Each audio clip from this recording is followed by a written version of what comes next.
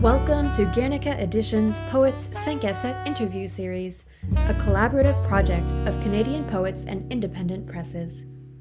Guernica Editions is based in Hamilton, situated upon the traditional and unceded territories of the Erie, Neutral, Huron-Wendat, Haudenosaunee, and Mississaugas. Today, Antonio D'Alfonso and Ruth Panofsky will be in conversation and will read from their recent poetry collections, and they have a couple poems they wrote just for us. Poet, novelist, essayist, translator, Antonio D'Alfonso has published more than 50 books, including translations, and has made 3 feature films. He is the founder of Guernica Editions, which he managed for 33 years before passing it on to new owners in 2010. He moved to Toronto in 1991. For his writings, he won the Trillium Award, the Bressani Award, and the New York Independent Film Award for his film Bruco. He holds a PhD from the University of Toronto. In 2016, he received an honorary doctorate from Athabasca University.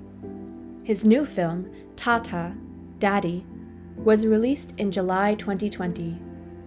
The Two-Headed Man Collected Poems 1970 to 2020 was published by Guernica Editions in July 2020. Born and raised in Montreal, Ruth Panofsky has published 3 volumes of poetry: Lifeline, published by Guernica Editions in 2001, Laika and Nahum, a poem in 2 voices, published by Inanna Publications in 2007, which won the Vine Award for Canadian Jewish Literature, and Radiant Shards, Hoda's North End Poems, published by Inanna Publications in 2020. She currently lives in Toronto, where she is a professor of English at Ryerson University. Welcome, Ruth and Antonio. Hello, Ruth. Hi, Antonio. Nice to see you. Yes, I haven't seen you in a good 20 years. It's forever. It's forever. It's incredible. I'm so happy you did these 2 books that I'm talking about. Like and Kanum, which you published in 2007, and Radiant Shards, which you published in 2020. Both books examine the lives of immigrants of the Jewish faith at the turn of the century. I think they must be Russian, and I wasn't quite sure. Can you tell us what motivated you to portray the lives of these people from the past for the modern reader? The first book you're talking about, Laika and Nahum, A Poem in 2 Voices, was a poem that I think was percolating forever. It's a poem that comes out of my relationship with my maternal grandmother, who I loved very much and actually had the opportunity to live with for a short period of time. And both my grandparents were immigrants to Montreal. My grandmother came when she was very little, so she was really, for all intents and purposes, Canadian. My grandfather came in his early 20s, and he was very much always the immigrant. And I was always interested in my own history, and it was so hard to really get at because the lives of my grandparents were lived in the present day, and there were challenges and struggles, and there were real difficulties that I probe in that book.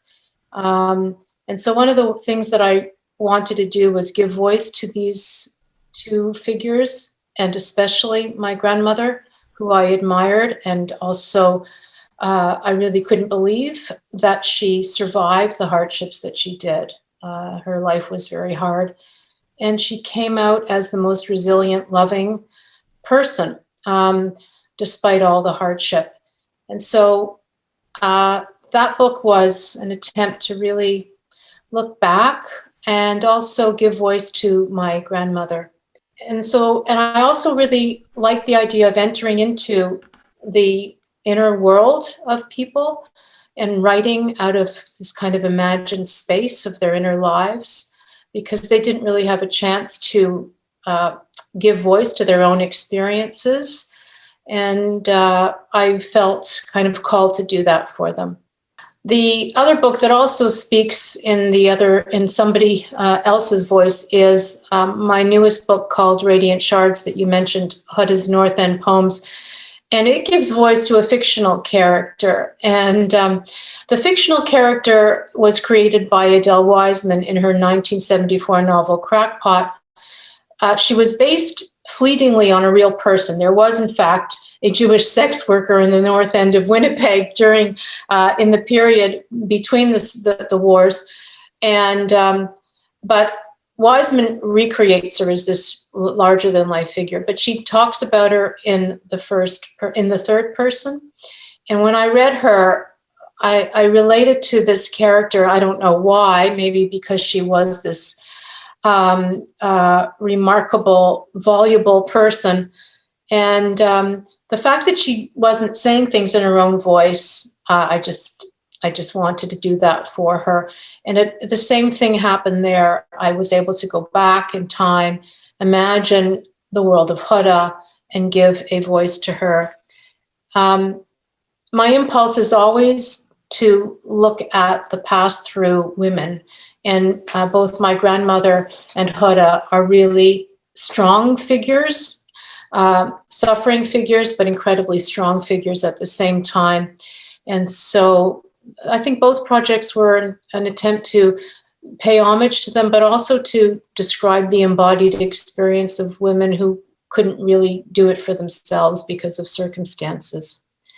So that's what brought me to those two books. So Antonio, you and I both were born in Montreal. We share that.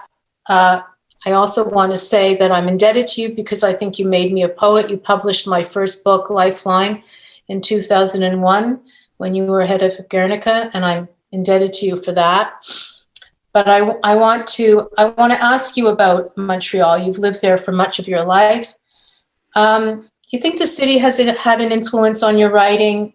Has it influenced the way you think about artistic connections and literary community? Montreal is this kind of mythical space as much as a real space, and I wonder if you can describe the hold it has on you. I have lived in Toronto for 20 years, and I lived in Mexico for 1 year and 2 years in Rome. In Rome, on and off. I came back here in 2010 thinking that I would be able to capture a reality that is disappearing, which is the Anglophone Italian reality. I'm writing about it now in my memoir. I lived in a city called Saint Michel, which was annexed in 1967 and destroyed, basically, by the Montreal thing. I used to love Montreal. I used to be a believer in it, but I stopped. In 1990, I died. So I never felt a connection to Montreal. I felt I was connected to writers. But it is only later on that I discovered that the writers I liked were born in Montreal. You know, some of them were immigrants, but strangely enough, a lot of people do not come from Montreal. Either they come from the country. Montreal was a stop. I don't mean to be negative about Montreal. What I think that Montreal that created me no longer exists, and therefore it is not a place of inspiration anymore for me. I feel it like a prison, in fact, because since 1992, I think the city has become a total different project, and you're either part of it or you're not, which I'm not. I decided not to be part of it. I do not want to be a fifth-class citizen. And I'm trying to capture that reality of that I knew as a child from 1953 to 1990. But it's very hard because, the first Anglophone I met, Anglophone was a Jewish lady at at Loyola in 1970. Before that, we were all Italians, with a couple of Irish and one or two Polish people, but basically we were all Italian. Or, we were going into the same schools. We didn't speak the same language, so we had to speak English. So that's what we spoke, English. And we played, because we were in the east part of the city, we played with francophones. So that gave us a unicity that that made me who I am. And that is something which I want to remember. But when I went to Loyola, that's where I discovered the Anglophone writers. I knew about Leonard Cohen before, because of an older sister of a friend of mine, of a neighbor. She had bought her LP in his LP in 1966. And that, wow, that was interesting for me. But not because I was a poet. Just, wow, finally, a voice from Montreal I was able to identify, because I was not identifying with the French songs at all, And so, yeah, Leonard Cohen became a major figure. But if we look back at that, it's the Jewish thing that interests me, which I'm discovering now. So today, I play a lot of music, and it's a lot with the Jewish friends, people who are my age, who grew up in Montreal and who left, who came back. And so that is very new for me, because it's that bridging of the Jewish culture and the Italian culture should have been done many, many decades ago, and we never did, because we went to different types of schools. And so I regret that, basically. And it is something that I would have liked to have. I would have loved to learn Yiddish, for instance. I regret all of that stuff, because I did not know it. I can't regret it. I see it now, and I'm curious, right? The rest of the stuff is about being Italian. That's thousands of pages, Yeah. right? But that I don't talk about anymore. I decided it's too political. What I've written, I will write another book about it, and it's stopped. I will no longer talk about it, because it leads us into heavy politics, and no one wants to talk about that. That's why I called Guernica. It's an anarchist place, and I am profoundly anti-nationalist, and I believe that ethnicity has nothing to do with nationalism, and it's something that Canada could offer the world. Unfortunately, we're not a racist-free society. It speaks to the richness and the aspects of Montreal and its history in a very probing way. I'm looking forward to your memoir. It'll be really, really interesting. Maybe I'll follow up then with a question then, because you decided to become a publisher in 1978 when you established Guernica. I'd love to hear about those early days in publishing. Like, how did you even begin? Did you work out of your house? Did you work alone? Did you work with others? Did you receive any kind of financial support at this point in the early days? How did it start? It started at Loyola, by reading magazines, just discovering writers. I quit literature classes because I found them very uninteresting. Also, I had 3 awful experiences with teachers, sexual abuses there. Therefore, that put my death to literature. So I went to film, and get away from that reality. So when I came back to writing, it was because I was following the people from Vehicle Press. You can see their books in bookstores or in Argo or whatever. And it's not as if I stopped to buy books. But I did look at books. I liked books. I had published my first book in 1973. So I was interested by something. And so I went to look at that something, and it was the Vehicle Poets. And I was married. I got married in 1978 with a Mexican woman from a higher class. I come from a very low class family. I I mean, there's no books in my house. Books are considered dust gatherers, right? And so when I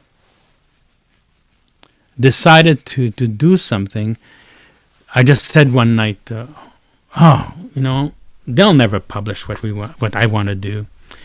And I decided, let me phone this young publisher called Marco Faricelli, and he lived right next door in NDG. We had been writing to each other for at least 4 years, and he was my neighbor all along. I never knew that. And we got together, and I said, let me publish you. I told him, I'll pay for it. I was working at Bell Canada then as a spy. as a spy. Yeah, as a spy, because they were inventing, they had introduced the fiber optics. Anyway, that's another story. That's a good story. Yeah, that's a great story. And so my wife, Carmen, she said, listen, just do it. What's going to cost you? It's going to cost you $2,000. Do it. So we did it. I went to Vehicle Press, Simon Dardick. He printed the books for me, and that's how it began. And it always has been for the 35 years I had, except for a small 2-year period where I wanted to divide the house from the publishing house, and that was in Montreal with my second wife. That's in just before I went to Toronto in 1990, because it was putting a terrible stress it does put a lot of stress on marriages. Because I work at home, and my first love was that addiction. I was addicted to books, to publishing. Canada Council helped me. Quebec never helped me. I invested every penny. Every book cost $10,000. I had to pay for it, and I got myself into debt, heavily debt, a lot of debts. And I said at one point, it was 2010, I had to stop because I was going to lose. I had lost my third wife because of Guernica. So it's an addiction. So because it's like gambling. Publishing books is, you work with a person. You have to pull out the book out of the person. We have now. You must realize that now with the schools, universities that teach classes about writing. But and back when I started, that didn't exist. Most of these people were professors or housewives, right? And to pull a book out of them was really difficult, and that takes a lot of energy. And I would push them then, and help them do a second book, help them do a third book, and hopefully things would work out. But going to Toronto was war territory. I went to live downtown Toronto, and it's something that no one does. I did. I'm Italian. I want to live downtown, or else I would go back to the country, right? I mean, and I'm not from the country. We left it. 50 years ago, 70 years ago. I wanted to live downtown, and that led me to a lot of problems because people thought I was a lot richer than I really was. And so that was awful. I had to go to court against the government. Wow. Because I was publishing Italian authors from outside Canada, which we're not allowed to do. That is all done personally.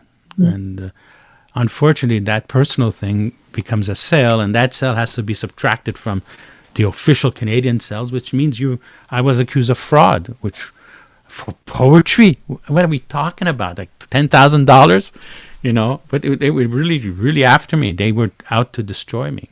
Wow. So I had to leave. And besides, the atmosphere had changed, and people are very competitive, and I'm not. I started this as an ignorant man. I learned to read. I discovered a world as a publisher. I published around 1,000 people. Yeah. published 500 books. I still help people, and that's what led me. But I have to thank Carmen, my first wife. She's the one that said, you can do it. So I'm going to read some poems from Radiant Shards, and here's the cover of that book that was published by Inanna Publications in just April 2020, in the middle of COVID. And this book, as I mentioned, is spoken in the voice of a fictional character. Her name is Hoda, and Hoda is an obese Jewish sex worker who services the boys and men of North End Winnipeg, which was very much a Jewish enclave. And the story kind of spans the period in the middle of the 20th century up until the end of the Second World War. Hoda kind of falls into becoming a sex worker because she needs to somehow support her and her father. After her mother dies, her mother is a hunchbacked woman, her father is blind, and her mother has supported the family by cleaning homes. She dies from a tumor, and then Hoda is left to somehow figure things out because there's no other way that she and her father could stay together. And so this book is divided into 6 sections, and the poems I'm going to read from are in the second section called Initiation. The first time I wrap my legs around Morgan tightly, then tighter, he cries, I love you, I love you, I love you. Words to hear. Words I need to hear to do it again with my Morgo, my dear Morgo. Morgan lied. I'm not his one and only girl of his dreams. You're friendly, funny, and you put out. But love, he says, no dice. So long. I just wanted also to show you that I use archival images in this book from the Jewish Heritage Center in Western Canada. And this is the figure that I've chosen to represent as Morgan, Hoda's first customer, as it is. And then I'm going to just move forward a bit in time during this same section, Initiation. I do not judge, never say no blowjob, absolutely no gang shag, so they let loose with good old cheer on raunchy Hoda. Aroused boys cling to me. I take them in, hold them close. There is ample room in the rollicking fun that brings them back often to my place of reckoning. Lewd, you say? Yeah, I'm lewd, crude, and coarse too. I make my way with my body. What else would I be? A polite little Sioux, refined and ladylike? No way, no damn way. And then I'll close with what I've called the coda. And actually, this is an image of my version of Hoda, somebody who I think was actually in real life a telegraph operator, but I've taken her to be my idea of Hoda. And this coda is something that I imagine as having been found among Hoda's private papers, which of course is an imaginative cache because Hoda never existed, but it's an homage to her body. I bless this aging body, for it is sound. I curse this aging body, for it is weak. I embrace its persistence, abhor its flaps and folds, rely on its strength and deny its force. One day I waken to its will and ken. The body is guide, the body is guile, the body is grace, the body is mine. Over to you, Antonio. Beautiful. So I'm going to read from Guernica published this book called Two-Headed Man, collected poems 1970 2020. Thank you, Guernica. I'm very touched they did it. So I'm going to read 50 poems. I'll read 2 poems. Maybe two, maybe 3. How to talk about Helen.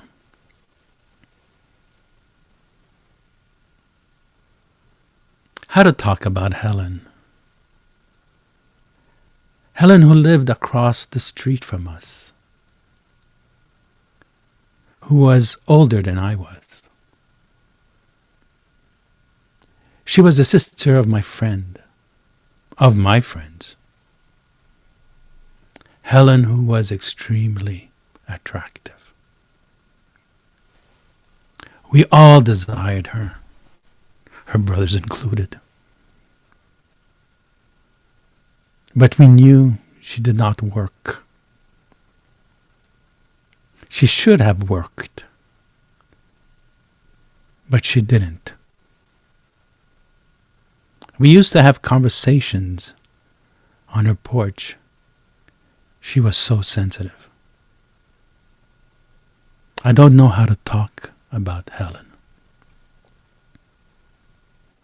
How to talk about Helen when the only image I really have of her is my father waking me up one night telling me, "Your friend is naked on the street and it's 3 a.m. Should we call the police or bring her in ourselves?" How do I talk about Helen?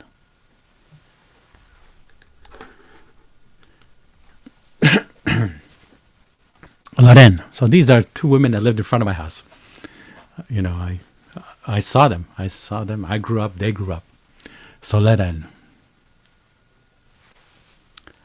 I would wait for her to sit on the porch every evening. I would wait for her to drive home on her blue Vespa every evening. I was scared she would notice me behind the shut blinds. If I found the courage, I would run out to say hello. She was 10 years older than me, and she would indulge and talk.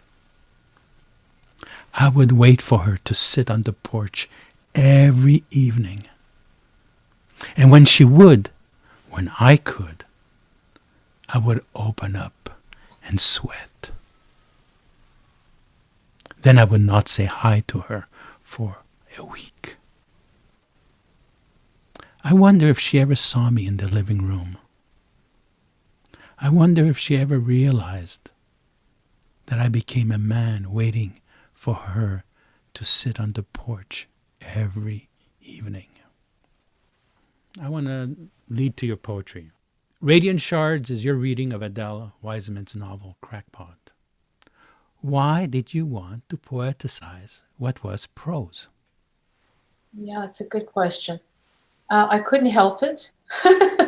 That's the truth of it. Well, first of all, I've been working on Adele Wiseman in my other life, which is as a professor. So I've been reading and writing about Adele Wiseman for a long time. She's a Jewish Canadian woman writer of my mother's generation. Actually, she was born the same year as my mother. And I always wanted to find a record of Jewish woman's experience. There was lots of record of male experience. I could look at Richler, for example, who was actually a friend of my father's. They went to high school together. So he wrote about what it was like to be a male in that world.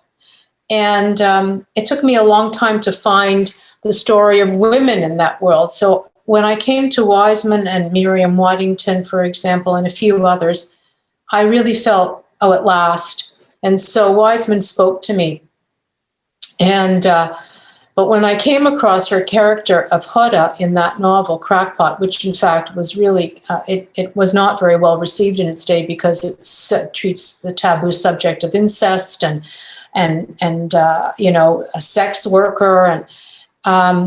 and at the same, and obesity. I mean, all of these subjects that are now very timely and are being dealt with openly. But in 74, it was just, not really something that was discussed.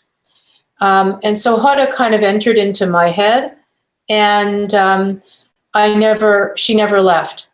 And after my book, Laika and Nachum, there was a lull in terms of poetry writing because I was busy doing other projects. And then she just came to me, her voice started coming to me. It was just like that, where all these years of living with Adele Wiseman, Hoda just kind of surfaced, and I needed to write from her perspective. I realized that was the next voice that I needed to give poetry to. And it was because I related to her experience as a vulnerable young person who lived through trauma. Really, she was traumatized and she was abused, and there wasn't any support for her.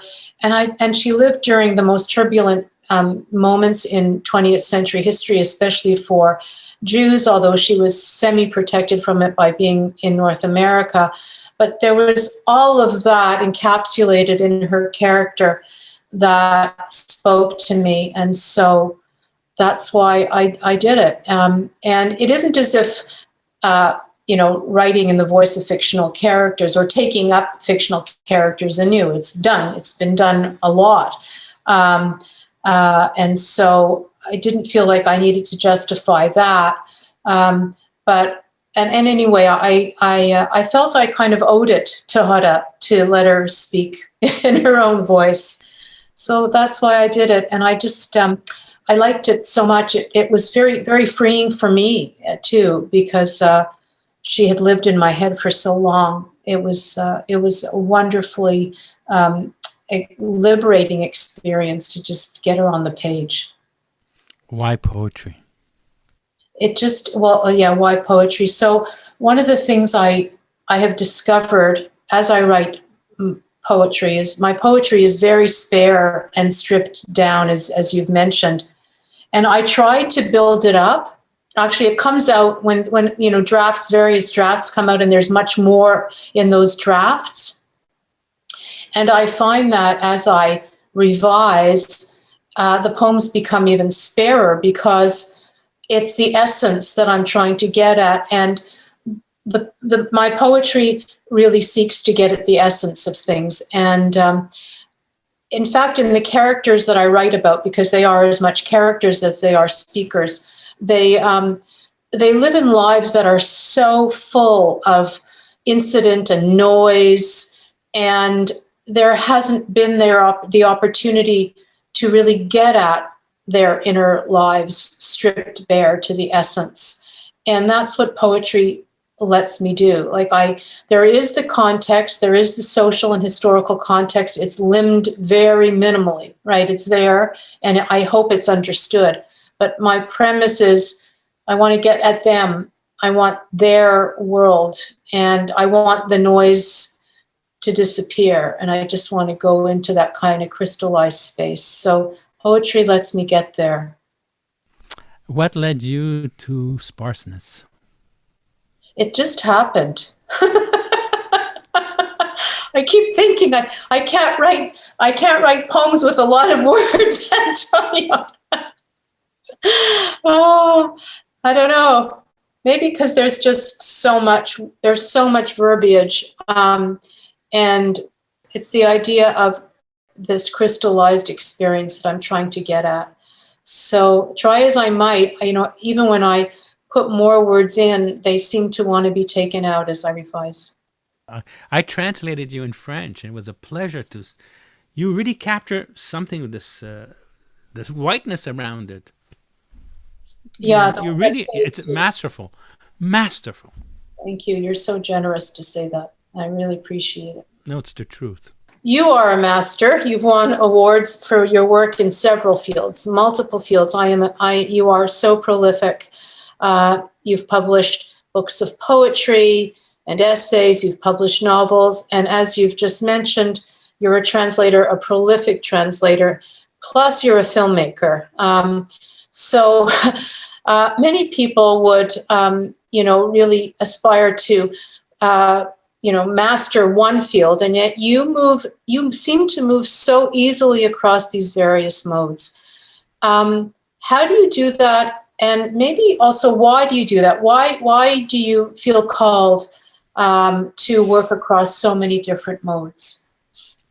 I think it's to spite T.S. Eliot, where he says at one point, a poet cannot be a prose writer. And he was a great prose writer. He was a great essay writer. He's probably a better essay writer than he is a poet in many ways. And I'm joking. I mean, he's a great poet. He influenced me a lot.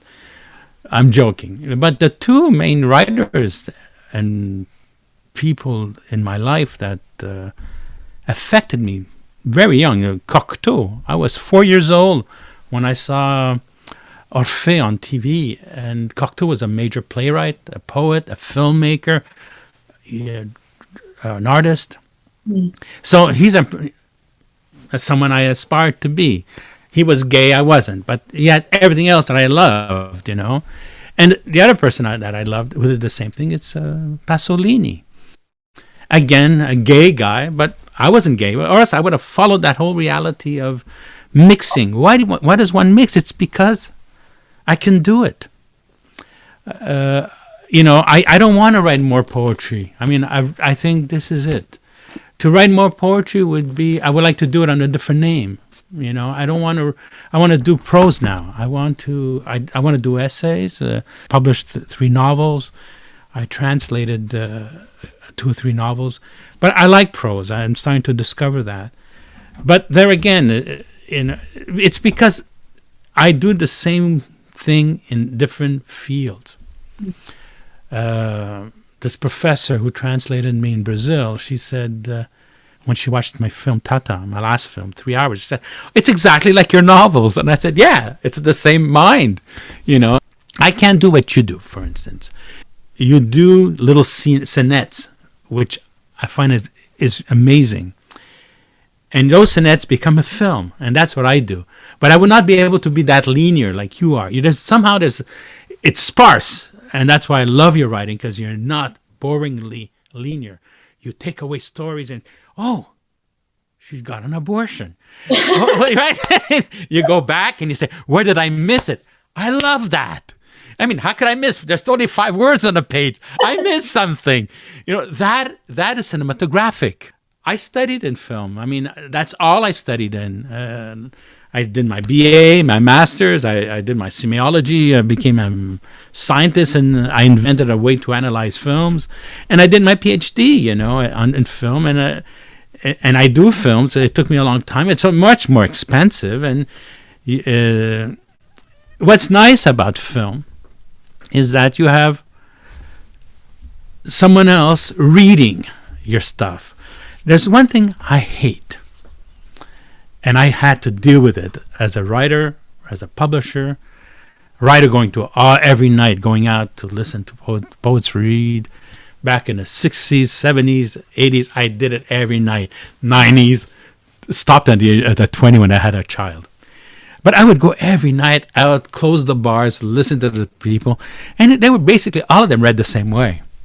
I like Margaret Atwood. And please, I love Margaret Atwood. But she put that style, because before that, you didn't have that. I remember seeing even a man like Marshall McLuhan read his little text, and he was animated.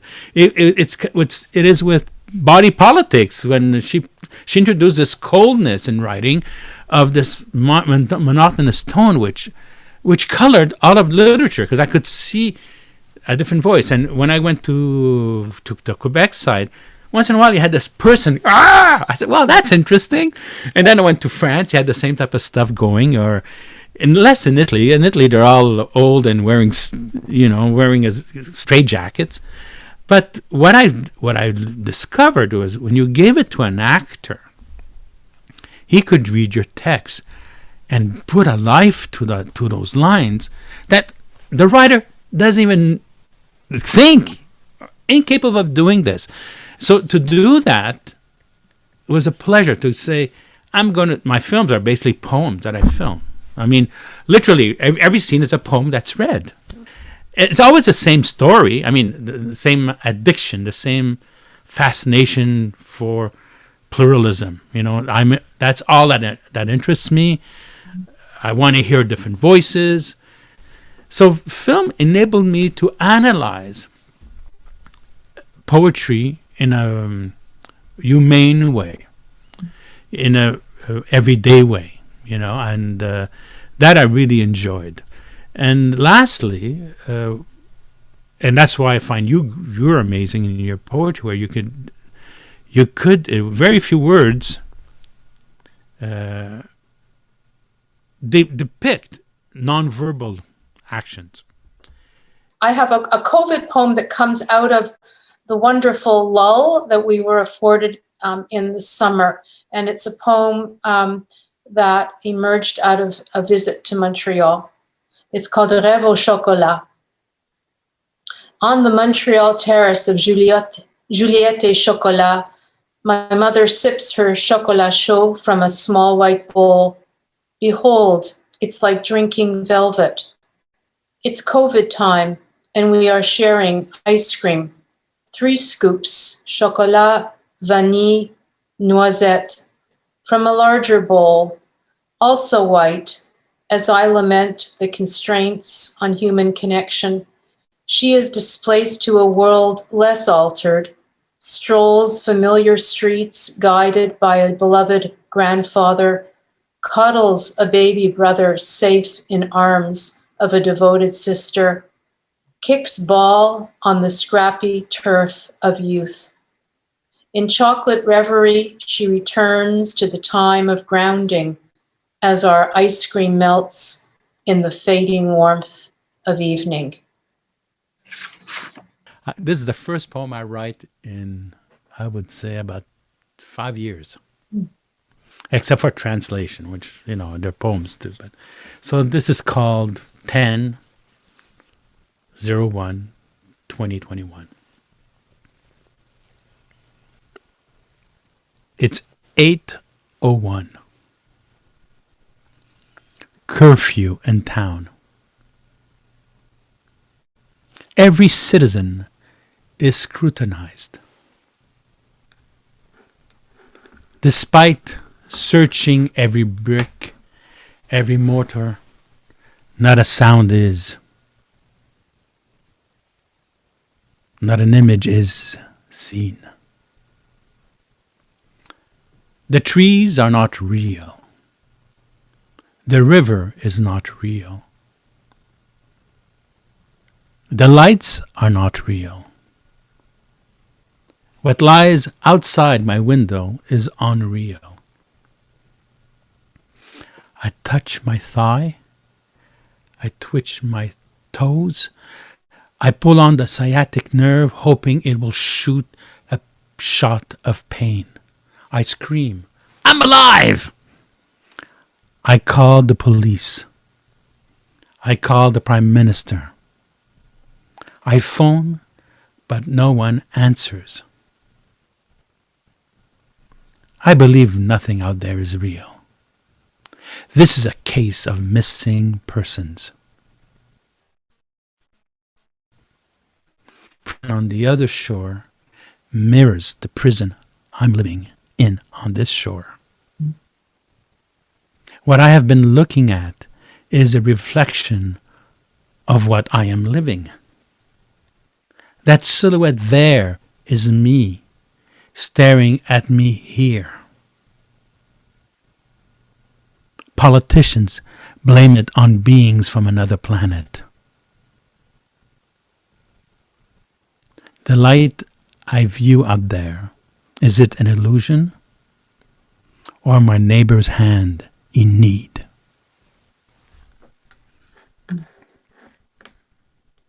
Voila. You said something earlier, having just read this powerful poem, that you don't foresee writing any more poetry.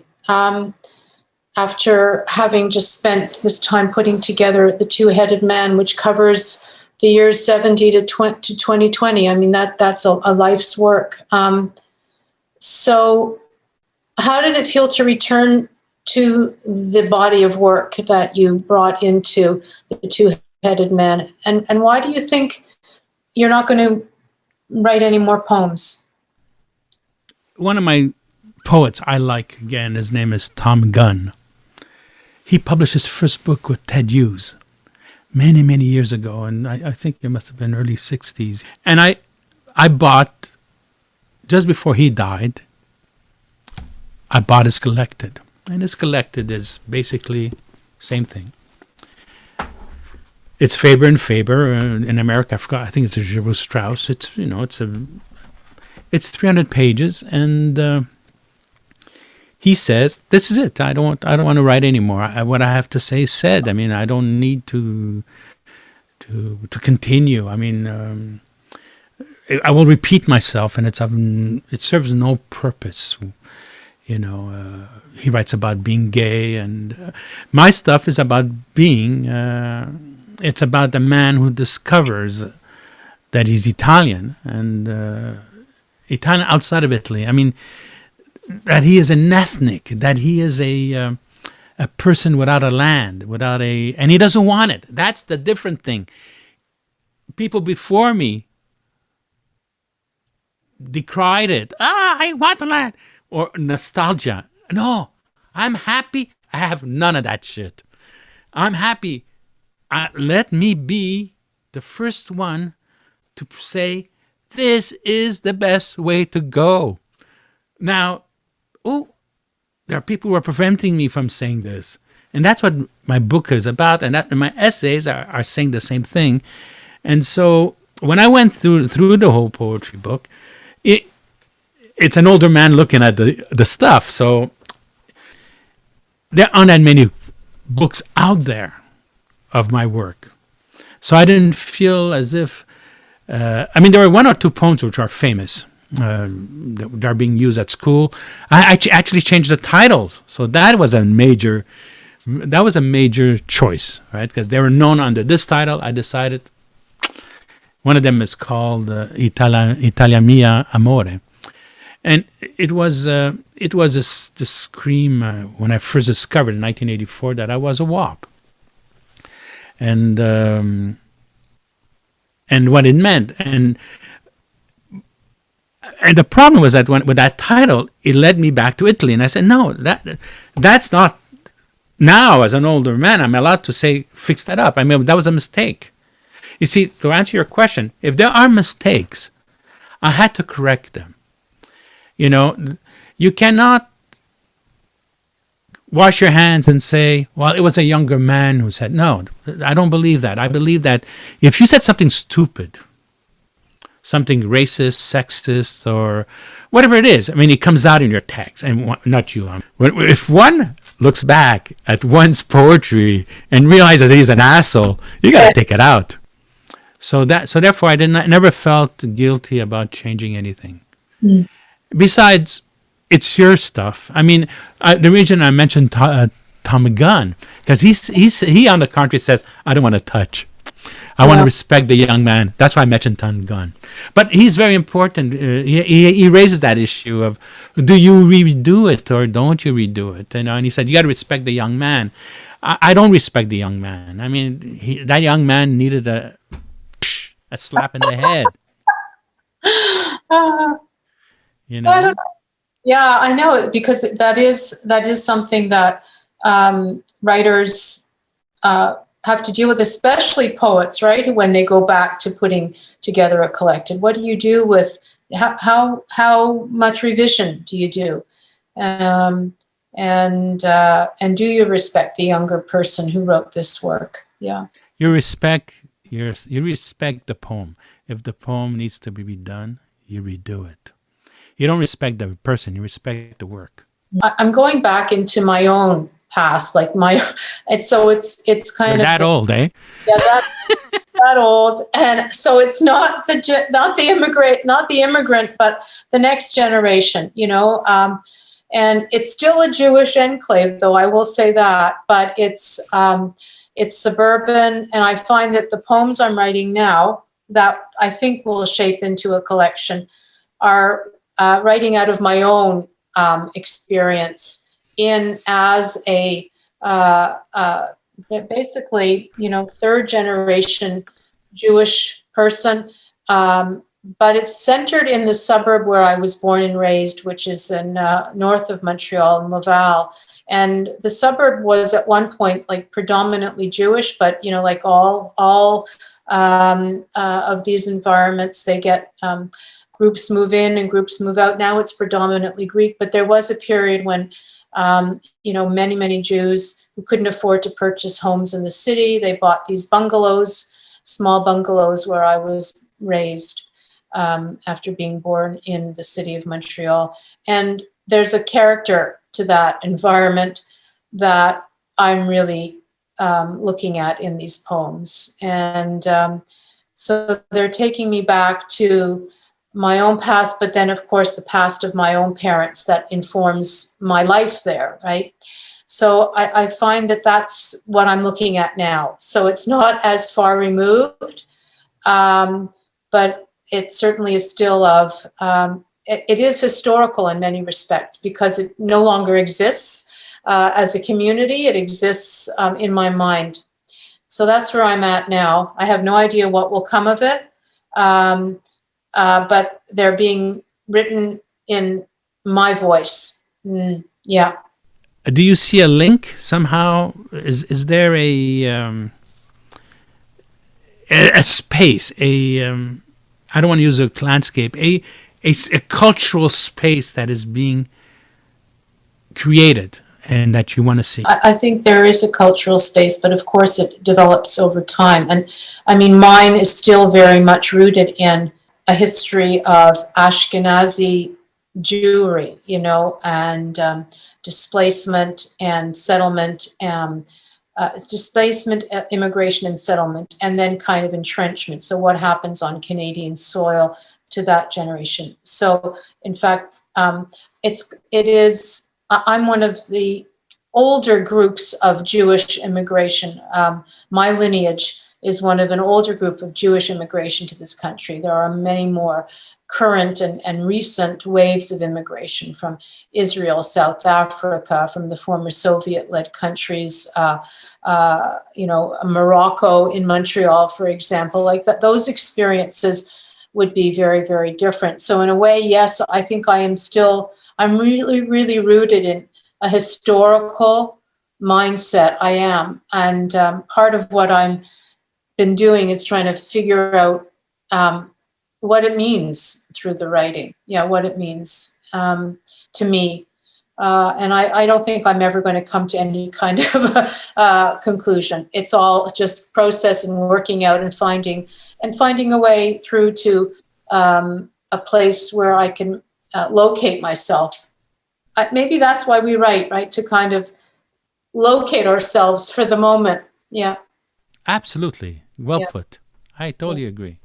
Why the chosen isolation? And are you really not affected by COVID in terms of your own creativity? Can I ask why the chosen isolation? Well, there are two different questions. Yeah. The isolation because I was profoundly disappointed by a lot of people. I was hurt. And exactly the month 2012. I think it was the lowest moment in my life. And I went into a deep depression. So I decided that I would no longer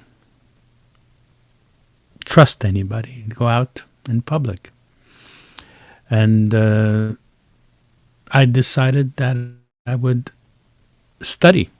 And that's what I'm doing. I'm reading a lot. I did films. I'm doing conversations now in film. I want to learn. I want to, like this, this is a very special moment. I'm very honored to have you with me. I need humanity. The kind of work that you've done as a publisher to begin with, is an act of love. I mean, you yourself didn't use that word when you described how you set out to when you started Guernica, but it was really an act of love that led you there, and it's an act of love that. I loved our generation. Right, but also there was so much leading you on that journey. I mean, in terms of a love of writing, a love of wanting to foster a community of writers, a recognition of plurality at a time when that was not valued, really.